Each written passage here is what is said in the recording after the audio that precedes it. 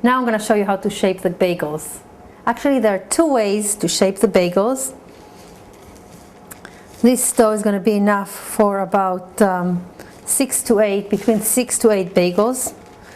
First of all, I'm going to cut it and make balls out of it.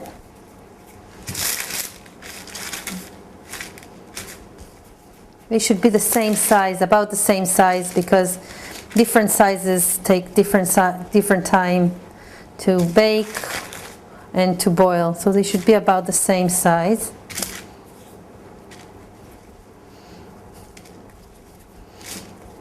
And the first way to make a bagel is just to make a snake, kind of.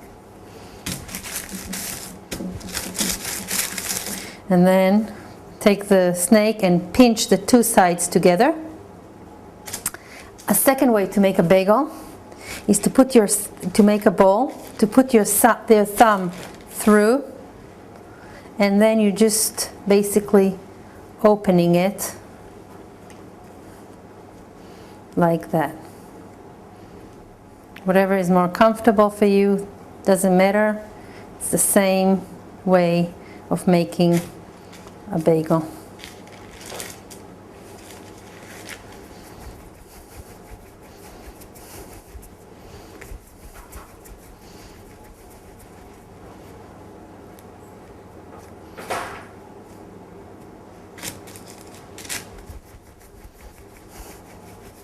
Now that they're all rolled, we're going to put them inside the boiling water. As I mentioned before, we're not going to let them rise again. They're ready to be boiled.